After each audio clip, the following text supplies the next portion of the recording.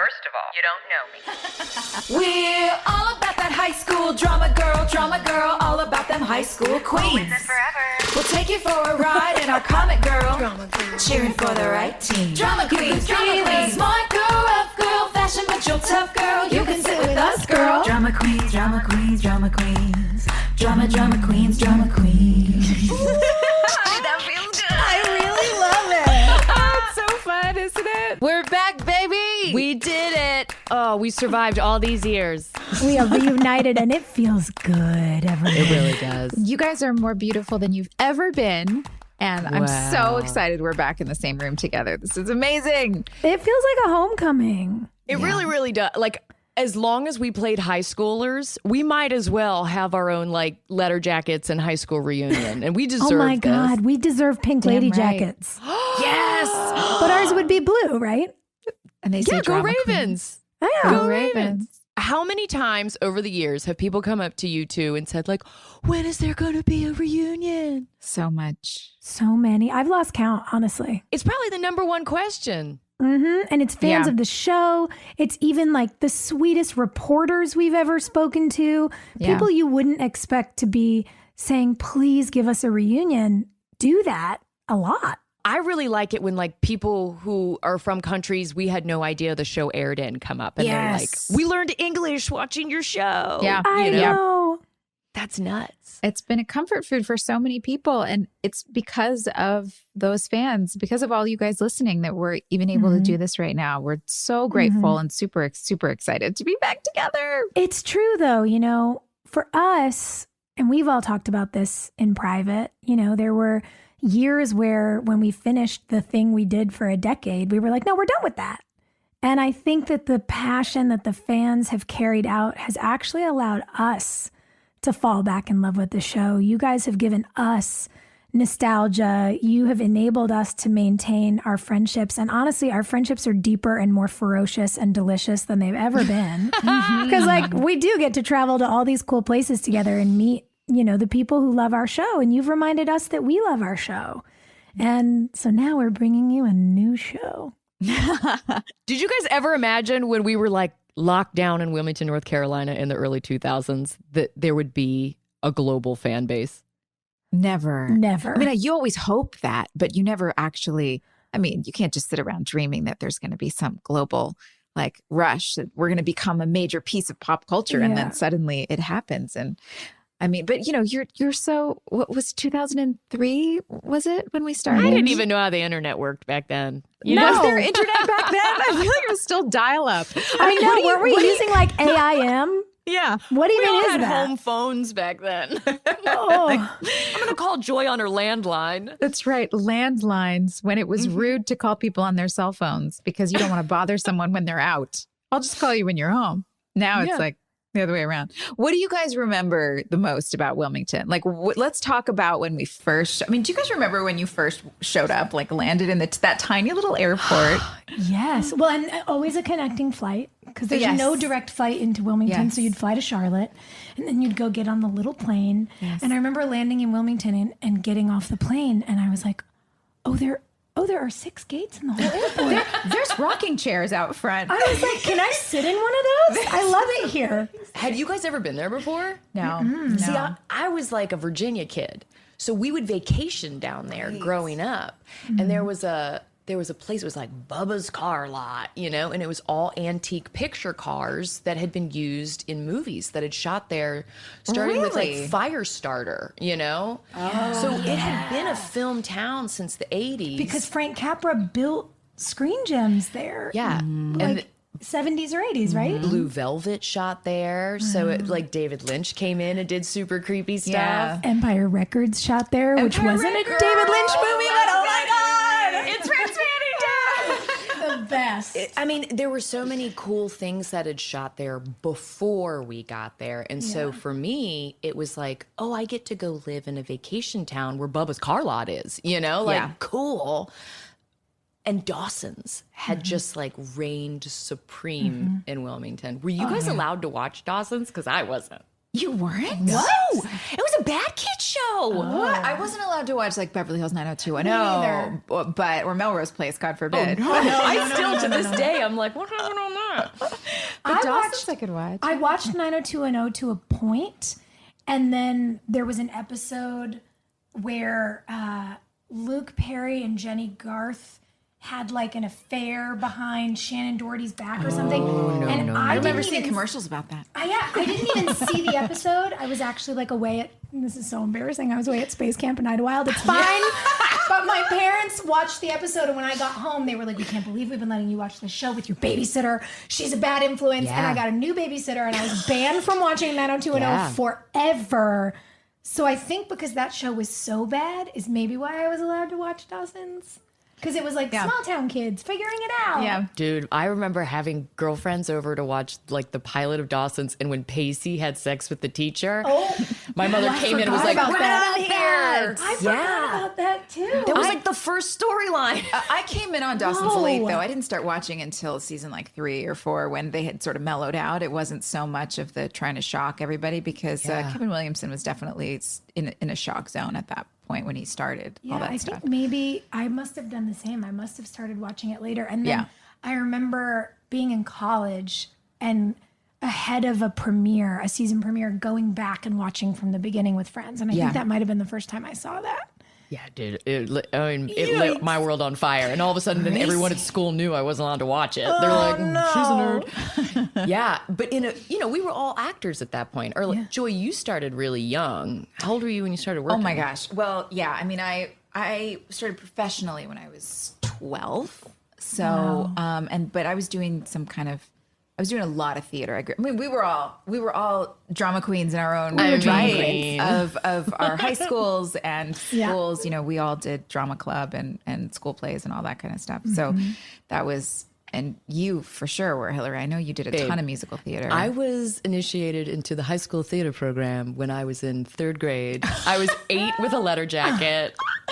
Because I played Gretel Von Trapp in The Sound of Music. And then I followed it up in 5th grade with Amaryllis and The Sound of Music. And so I thought I was so cool and adult because I was Who's like, Amaryllis in The Sound of Music? she's like the little girl that plays the piano while Marion's singing Goodnight My Someone. And she's like, The Music Man. What did I say? Sound of Music. Yes. I was Gretel in Sound of Music, Amaryllis in The Music Man. A lot of music happening in our house. I'm today years old always. I learned something about musicals from the two of you. Every time we're together, I'm like, I don't know. Nerd Club. I love it. I didn't start doing theater until I had an arts requirement in the 8th grade. I tried to get out of it, and I tried to schedule my semester of theater for the same semester I was playing volleyball, and my school was like, you're an idiot. You can't do that.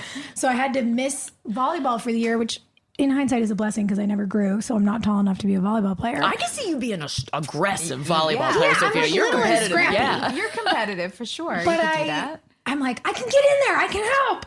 But I can help. Suddenly I was like, just the short kid being like, give me the low ones. But suddenly I was like, wait a minute. I've been on this like med school track, I thought. Space like camp. Good immigrant man. daughter. Like you will be a doctor or a lawyer or a lawyer or a doctor. And then I was like, wait, but plays or books come to life. But I missed the whole musical theater There's thing. still time, babe. Oh, There's still time. Well, I learned from Our the both of you. 100th episode will be a musical podcast. Oh my God, I can't wait. Just sing the whole You will write us a musical and it will be fabulous. Oh, okay. I know. twist You my went from arm. cradling your head in your hands to being like, all right, I'm ready. I'll start now. What show was on the air when we were teenagers that you were like, oh, that's what I want to do?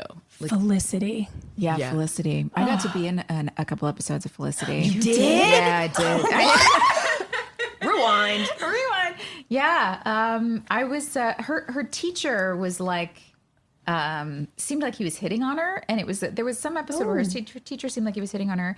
And then it turned out that he was actually like having an affair with me. What? And you were also a student? And I was also a student, but I also looked just like her. Like my hair was really big and curly. Yeah. And so I think maybe there was a tie in there where it was like it was super weird. I don't know. But I can say everybody was really nice on that show. And Carrie, I've always admired her as an actress too, but she was just so sweet and professional and like really warm. And, you know, I mean, people, and we know certainly being on a show where people came in and out all the time, it's really hard to keep track of all the guest stars and all the storylines and everything. And, but Carrie was like, I always felt comfortable around her, and she felt really warm and welcoming. Come on in. And the hair makeup trailer, there was never like snobbiness or anything. So, you know, whatever. I had a great memory from being on that show.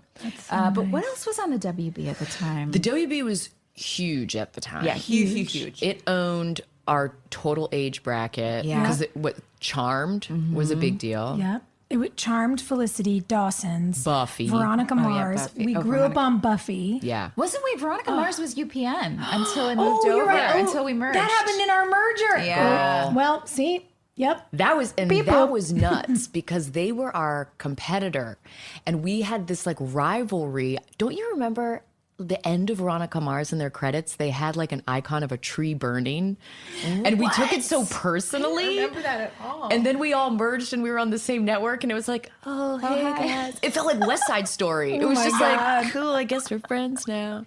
Yeah, the WB, like I'd interviewed a bunch of people from other shows on the WB when I was working at MTV, but I was always on the other side of it. Like I definitely wasn't the talent. I was just the interviewer. And so it was all this Smallville kids. Oh, you Smallville know? too. Oh my God. And then all what the was the shows. one with Gregory Smith? Everwood? Everwood. Wow. That was a big one. Forgot about that too. Was Joan of Gilmore Arcadia? Girls. Gilmore Gilmore. Girls? Oh my God. They They were blew it up. printing hits. Yeah, they Oh, were. yeah. They were. And so if you were cast on a WB show, it was like, Which Here is I so come. funny that every year we always felt like we're on the bubble. They may not pick you up. You know, no, we're not really sure if anybody's I don't into think people it. at home know that. So explain to them what the bubble is. Oh, yeah. Yeah. Okay. So the bubble is like you could burst at any moment. You could be canceled at any moment. So better, you know, stay in line. Better make sure that we, you know, just keep our numbers up and Mind your P's and Yeah, Q's. do whatever we have to do to sell the show and make sure that we stay on the air. Yeah.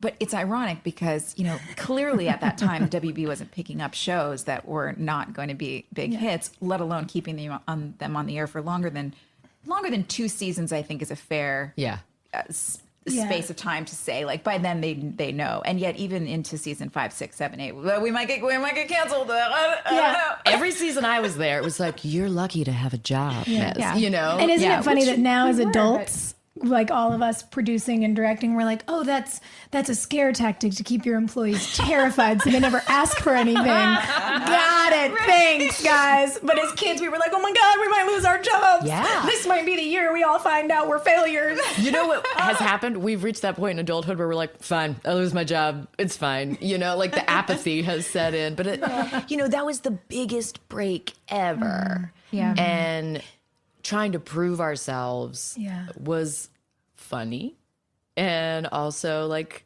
a good way to have those connections that make lifelong friends. It's like, oh, remember when we all went through that together? Yeah.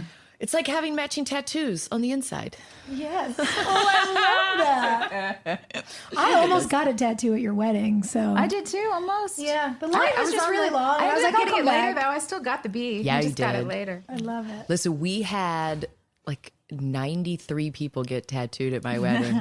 We'll do that on a different episode of the show. We'll just like bring in Mike Lucina. Oh my God, yes. Mike tattoo Sounds fun. us. Why not? So what were you guys doing like right before you were cast on the show? What was like the 6 months leading up to finding out you were on the show? I had just moved from New York. I had been on a soap opera for a couple of years, and then I just lived in New York City doing nothing for 1 year. I spent all my money that I made on the soap, which, you know what, I was 19 or 20 and like I'm making a stupid amount of money, which is just so unusual. And it was kind of great to just blow all of it on like amazing restaurants. And I saw a Broadway show every other night. And I remember you telling me, you're like, do you like champagne? And I was like, I don't know.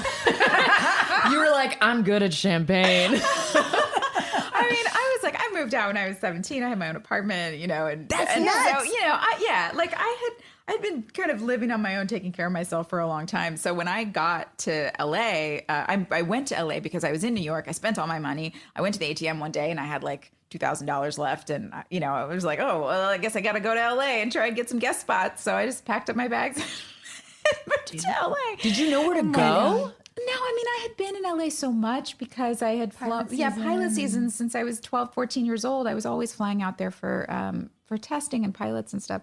So anyway, once I got here, it was stupidly charmed. Like it just kept working. I just got here and I got on guest spots and on all these great different shows and started, you know, got an apartment and I got the pilot for Ravens was sent to me.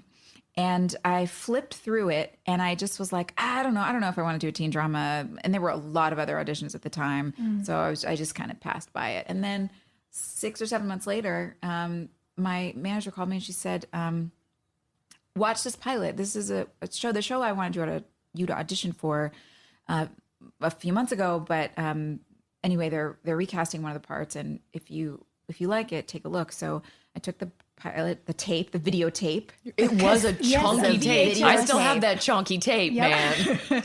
I took it over to a friend's house and we sat down and watched it. And I loved the pilot. I mean, I Did really, you? really did. Yeah, I loved it. And I thought, man, I would love to be a part of this show. I love the way they're weaving in music and the tone of the characters feels so raw and connected. And like, this feels like something I could really sink my teeth into. So yeah, I went in and did my audition. We should all talk about our audition experiences at some point too. Oh my gosh. But so yes. what were you doing before?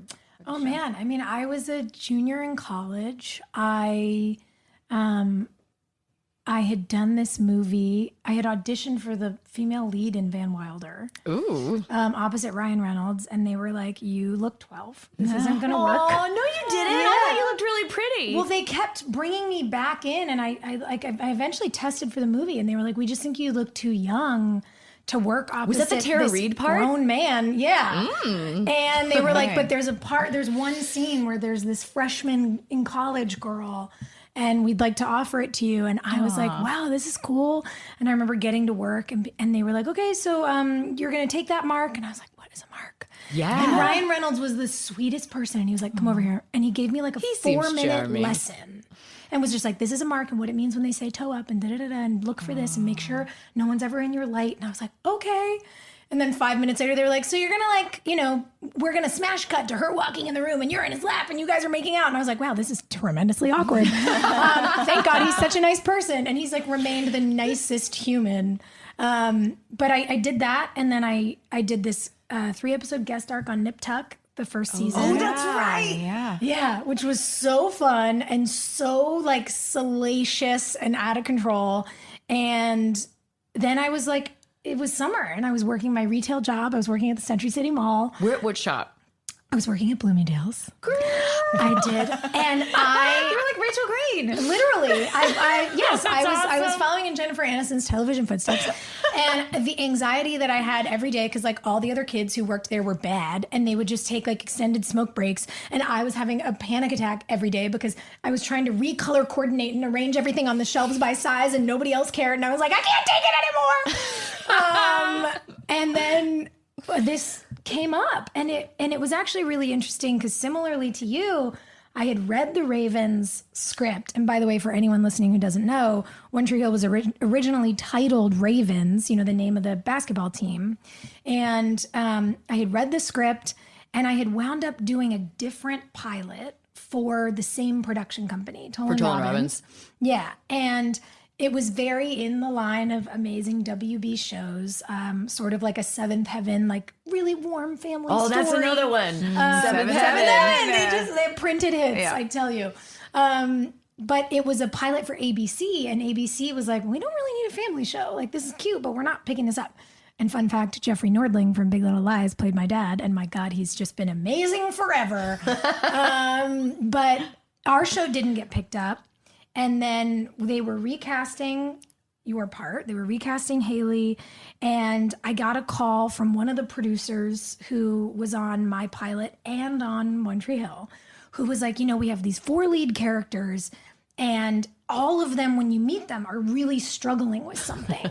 And we need messy, sad, drama. And they were like, we need a character to be like ridiculous and sassy. We need like comic relief. Sassy's a good word. And I was for like, Brooke is real sassy. And I was like, that feels fun. And I remember going in and auditioning. And then I had like, I think 2 more. A callback, and then there was the test where they were, remember we were there together. Oh yeah, I remember. They were testing, they were doing her name wasn't even Brooke yet, but they were doing the Brooke characters and the Haleys. And it was this weird room. I remember that because it was just like a circle couch or something. Yeah. There was some kind of like 2 half new moon couches. I just remember walking in, you were in your headphones, and I remember being, damn it, I hope that girl and I are not up for the same part. She's just so pretty. And Oh I my was God. like, Were there other people there? Or was it I just had my you headphones in two? because I was having a panic. I was like, I'm so nervous. I don't think I can talk to anyone because if I start talking to people, I might throw up. And that'll definitely mean I don't get the job. What's fun? Oh, God. It was so nerve-wracking.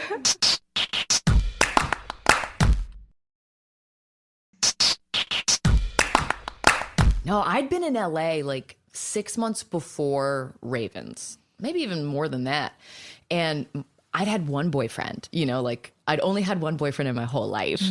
And his friend was getting married out there. So I piggybacked like a couple auditions onto this wedding trip.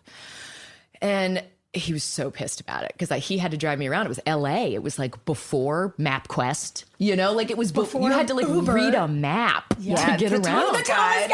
Oh my God. I'll never I got forget. lost so many times It reading was that so damn scary. thing. And so I go to this audition for Mike Tolan, and he was directing Radio with Cuba Gooding Jr. And I was auditioning for the part of Ed Harris's daughter. And I went in there and I did it, and it was like kind of bitchy. And he was like, here's what we need. We need you to be more vulnerable and like tell your dad that you need him. And I remember like the look on my face. Because your dad's a Green Beret, right? And I looked at him and I said, have you ever been a teenage girl before? Like, there's no way I would make him think that I needed him. And they were like, well, it's good to meet you. Oh my God. Someone else is going to get this part. And so when I got cast, I barely auditioned for One Tree Hill because I think they used all the old footage from that audition. And they're like, we need a bitch. Like, there's this Burton girl and she's awful and she's got so many opinions. And so I just like made a tape in New York with the casting director, and I ended up getting the job. But it was all very like, I'd never met anyone. So when everyone was talking about tests and things like that, I was like, what is a test? What are you guys talking about? Yeah. So when I showed up in Wilmington, everybody had already met each other because they'd all read with each other in auditions or tests. Chemistry reads and stuff. Yeah. Wow. I just showed up, and I'd met Chad on Dawson's Creek. I'd done one episode. Right. I'd done the 100th episode of Dawson's Creek. It was an episode where all those kids go to the MTV spring break. I was like, wait, weren't you playing yourself? And I played myself. Oh my God. And it was... It should have been an omen because I remember, my character's name is Hilarie. They spelled it wrong. But Katie Holmes was telling me like, oh, that Chad's character was one of the Hanson brothers. And my line was, thank God you told me I probably would have slept with him. And now when you're playing yourself, you're very sensitive about that, especially when you're super young. And I was not a promiscuous woman. You're like, I would never say that. And so I said that. I was like, guys, I got a problem with this line. And they're like, who is this little guest? Who's this mouthy thing? I was like, I'm not saying it.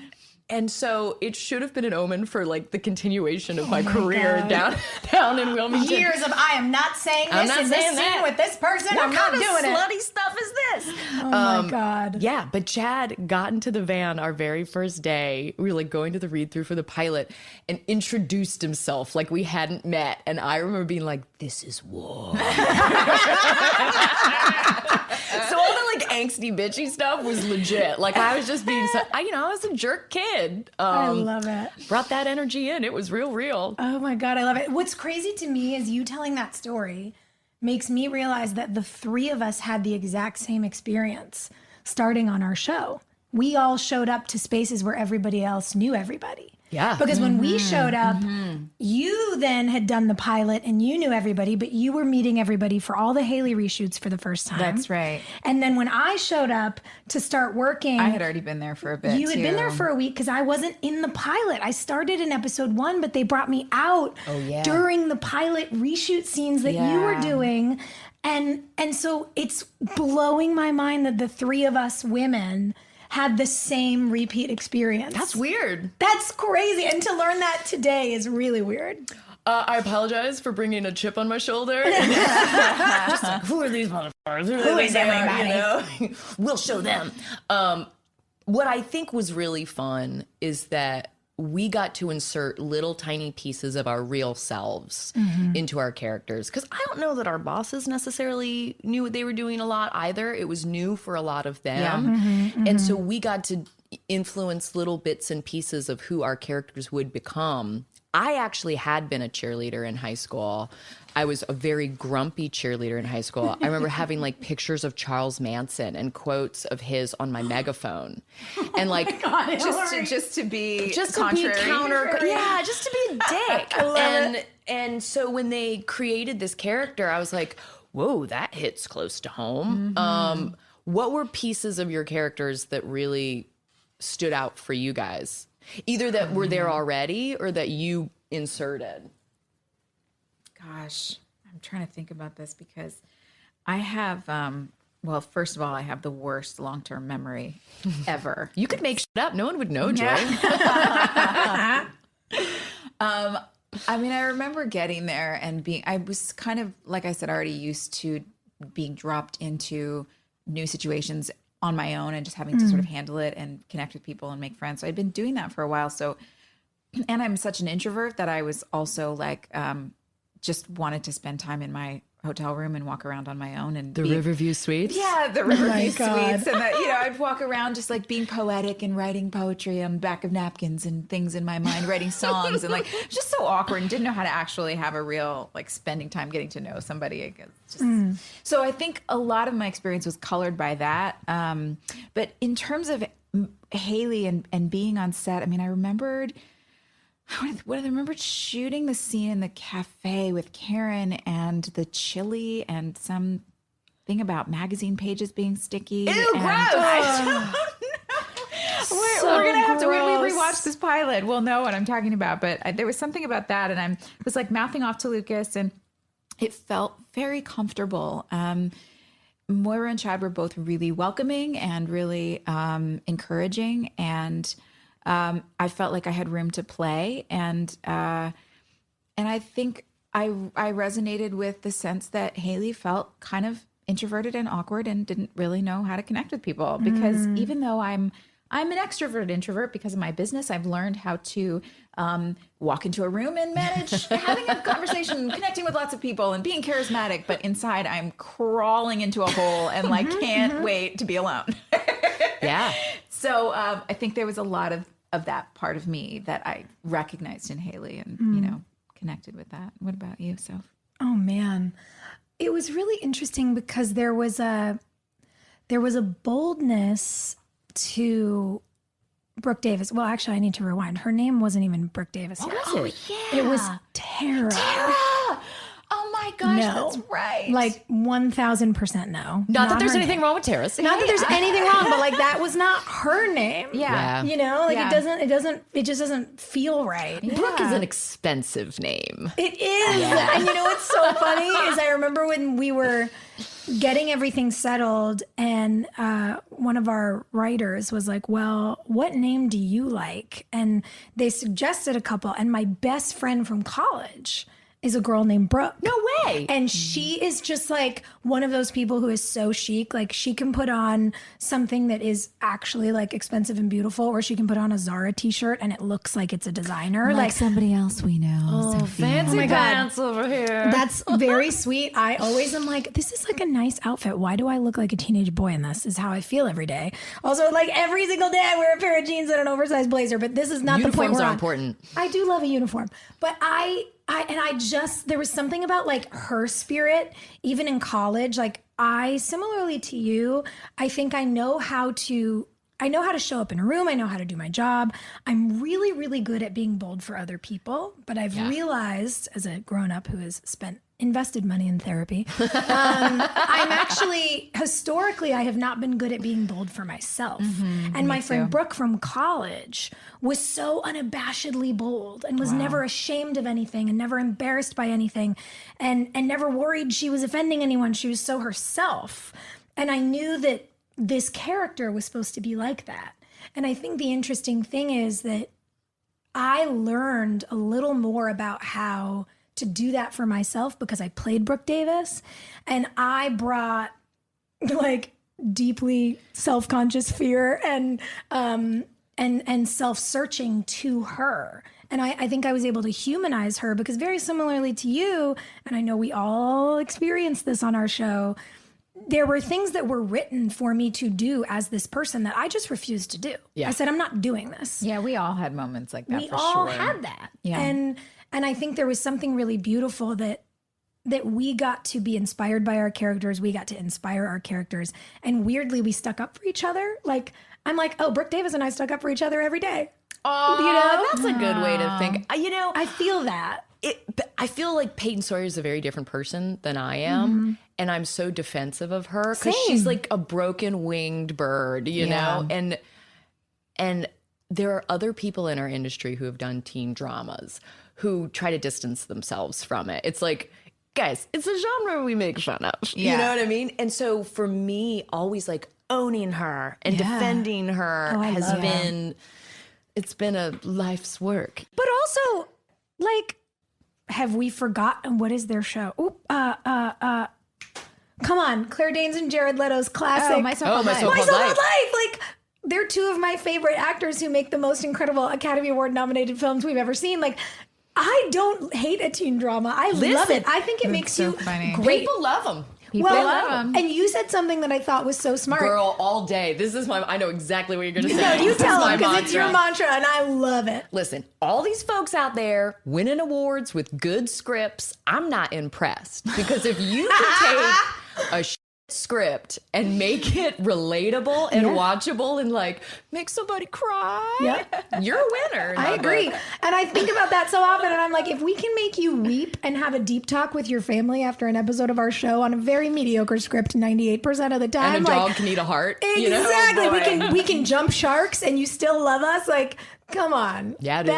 That takes some real metal, if I may say so, for all of us. Yeah. So in watching this, guys, I have not seen anything since I left. No, I haven't either. Like, no, not a and thing. I never saw the last 3 seasons because I was like off having babies and like, just on a different planet. Buying alpacas. And so frankly, I'm nervous about rewatching because it's like, I know it's going to be painful to watch myself learn how to act on camera. Yeah. Like, I wasn't in class. I'd taken classes for years. I'd done theater forever, but TV acting is so different. So different. I am also nervous to rewatch because I know where my personal life was during those 10 years. Yep, sure do. And I know what your literally whole face just turned red. Yep. Your literally whole face just turned red. Oh my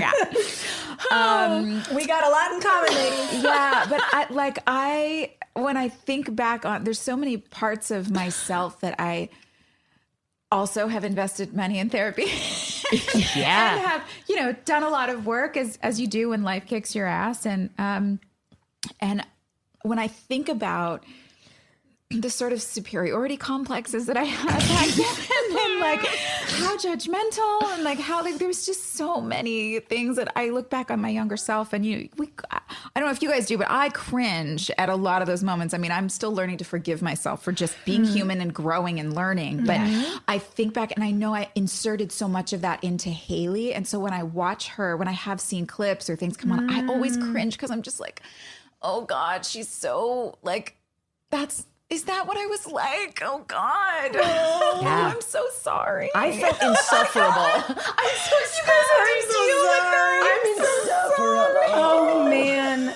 Well, you know what's so interesting to me about it, though, is I also feel like, and we've had this experience, the three of us, over the years. And you know, we've talked about this with the fans. So many of you listening at home probably know facets of these stories. But there was so much, not only of us as young adults who, by the way, knew nothing. We were learning in real time. It's the first time a lot of us were away from our parents, like Yes. ever. Yes. Like it was kind of like being pushed off a cliff and trying to get your like skydiving backpack on at the same time. It was really, it's a wonder none of us is dead. Yeah. So congratulations to By us. the way, drug of all the addicts, no casts, like we've thrived. We've guys. really done all very right. Everyone's well. alive. You're like, we're doing great. We're And doing you know, great. as you said last night at dinner, we all had dinner last night, and you said you were talking about the benefit of being in Wilmington when we weren't being able to be snapped by paparazzi coming out of a restaurant. But you know, like that stuff messes with you when you're that young, Yeah. and no wonder a lot of you know, kids without guidance and without their parents still there just kind of went off the rails, you know, that. And I don't know that we would have been any different if we hadn't been protected by our location in a lot of ways. I mean, even the aspects of it that we did experience were really traumatizing for me. Yeah. Like it was so hard to handle this notion that everyone wants you to fail so they can make fun of you, but also you're meant to be perfect, but no one knows how to be perfect, let alone an adult, because we were 20 years old. Yeah. And like, I mean, we were children. Listen, the only thing that ever, because I was always like drunk, hungover. Like that's gonna be the hard part of watching this for me. Is like, oh, that's a hangover. You're the fire belly. I was a brute. But the only paparazzi mess I ever ran into was at this hotel. No way. We are at the W Hotel in Westwood. Yeah. And I came out in like season 5 or season 6 to start pitching TV shows that I'd created with my little brother, Billy. And so Billy had worked on our show. Billy and I are staying here, maybe even in like one of these rooms, because I knew it had like 2 bedrooms here.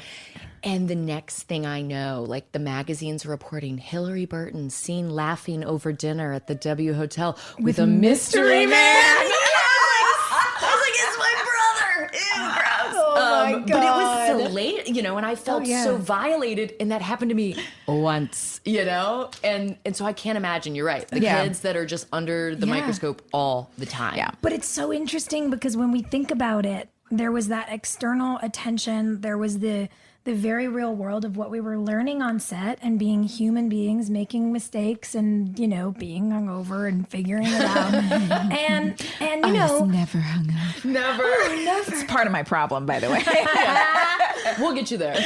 we're making up for it. But, Yeah, believe but me, I've done since then. I think that there's something so interesting also about our ability now, the privilege really of getting a version of a do-over of this female friendship that is so important to the three of us. Yeah. That has been such a lifeline. We do have these tattoos on the inside that nobody else has.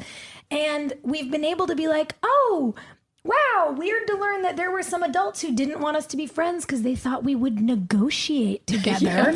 So they like pitted us against each other at 20. That's dark. Like, Yeah. and yet, no matter what anybody ever tried, the ways they wanted to mess with us or the way the industry was trying to mess with kids in the early 2000s or anything, like the three of us came out like Joans of Arc, like just out of the fire, like, what, you can't f with us. And I really, I love it. Yeah, I just love it. All of us got involved in advocacy. Yep. We're all a little surly. And I would say, Who, us? Who, us? No, never.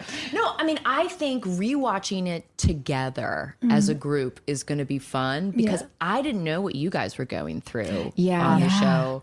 And so And all we could do, especially at that age, is assume. Like, that's one of the things that we don't, at that time, I guess, when we were being raised, guys, it's we a didn't different even have generation. texting. Like, we couldn't even text each other. I know, but I had a Motorola Razor and I thought I was so Me cool. too. We'd Like flip the our phones flip open and be like, phones. wow. That T-Mobile one that was like a typewriter. sidekick. Oh my Sidekick. God. But I what- still but- remember the sound of the sidekick opening the shink And then the soft keys, the like, But we weren't taught how to be like the value of being vulnerable with each other, and so that it was okay to just be like, guys, I feel insecure when I'm around you, and all you're doing is talking and bouncing off each other, and I don't know what to say, and I can't keep up, and like, can you just like make space for me? Like, Nobody would have taught me to say that when I was 20. It's just wasn't part of the generation we were raised in. But we can you know? now. Yeah. And it I feels know. so special. does. And I think about all the young women who reach out to all of us all the time who are watching the show now. Yeah. And who talk about how important our on-screen friendships are. And I'm like, man, we're getting the better version of any version of a friendship we had on screen or otherwise.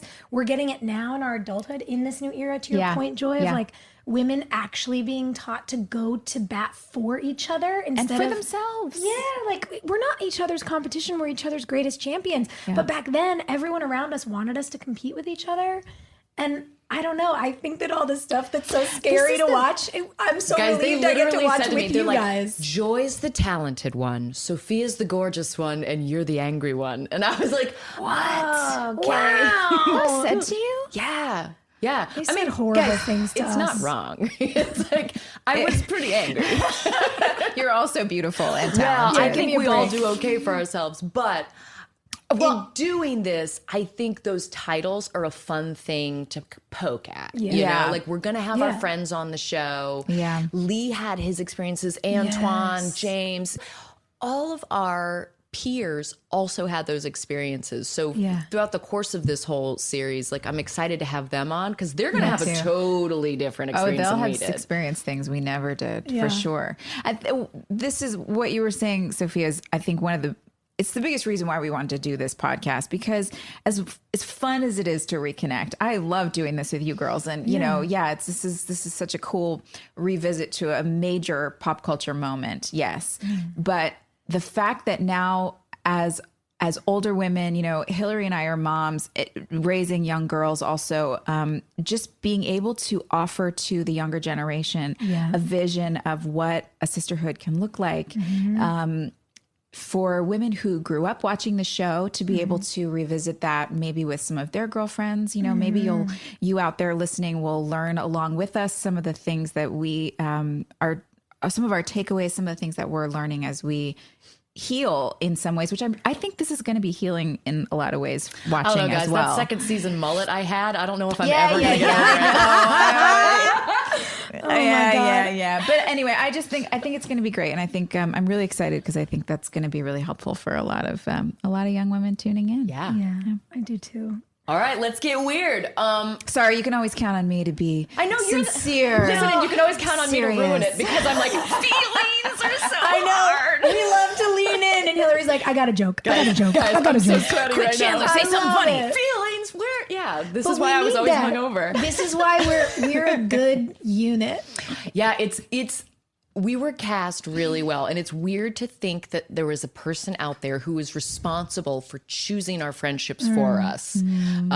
And for me as a kid, that was hard because I was like, you can't tell me who to be friends with. But like, they did a really good job. Like, we all turned out great, and the conventions we do are so fun. Yeah. And so this is an extension of that. Yeah. Should be great. So yes, we've got a whole. How many seasons? 9? We have 187 hours of television. What? We do. Yeah. It's so nuts, many man. hours. It's so many hours. Yeah. That's a lot. It's a lot. Like when we get those messages and someone's like, I'm rewatching it from the start for the 4th time. I'm like, thank you. And also, do you have homework? Or like a job? Are you really? Us? Okay. Hang It's in. flattering. Comfort food. Yeah. Who's going to be the person you're most excited to have on and pick their brain?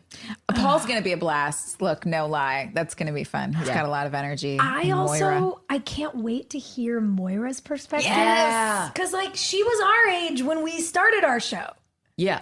And now I'm like, I just want to look at her and be like, were we idiots? Oh, Did you like us? She's going to have Tell so us much everything. to say. I love her. And Barbara, too. Yeah, I mean, Barbara's so you know. fun.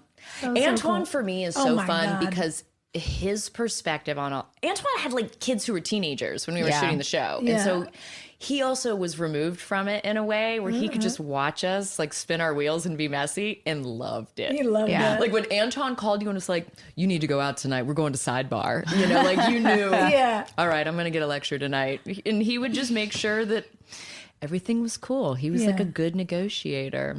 Yeah. Yeah. Antoine's the party. He really is. And for anyone listening at home who might not know, Paul played Dan, Moira played Karen, Barbara played Deb, and Antoine played Skills.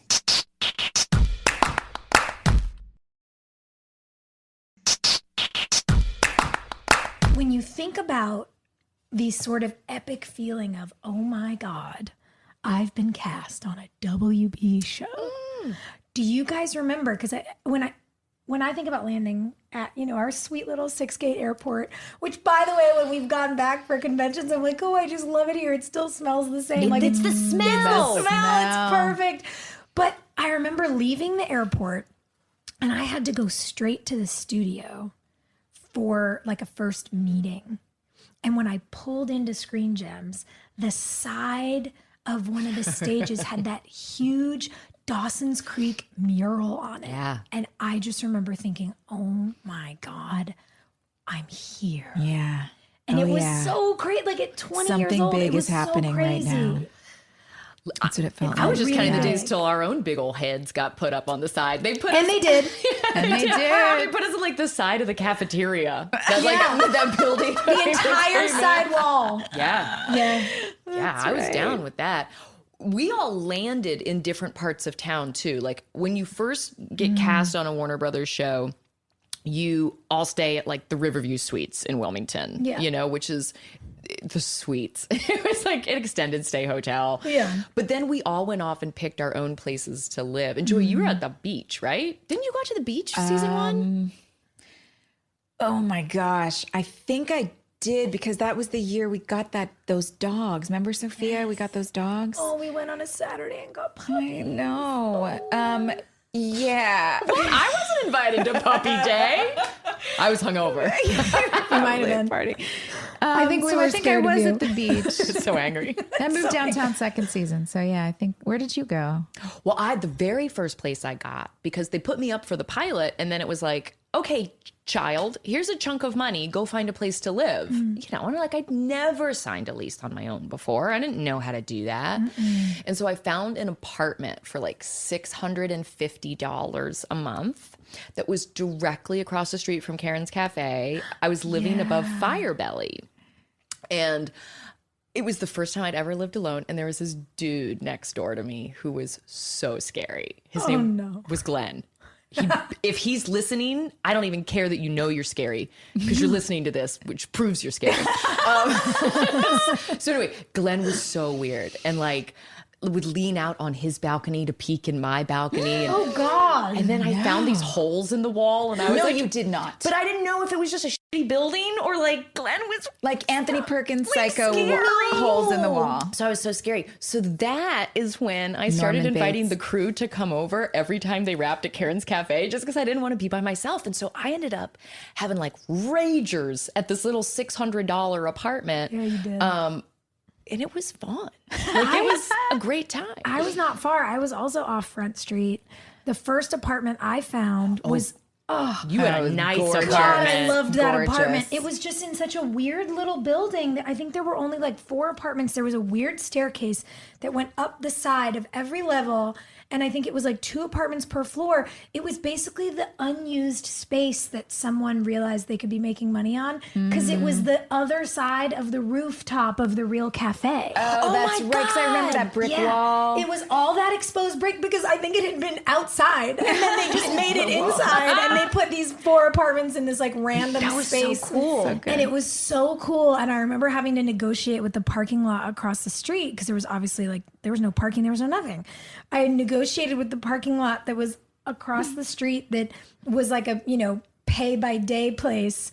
And I like ran around until I found the owner like in a bar one day. And I was like, hey, like I live across the street, and is there any way I could just like pay you every month to park? And I paid $95 a month to have a parking spot. That's so much money. Which was my so much money to me So at the much time. money. And now I think about like people complaining about how in New York they have to pay $1,200 a month for Yeah, parking. yeah, And I'm minimum. like, wow, maybe I shouldn't have been complaining, but we were just so broke. Yeah. And like, it was all so weird.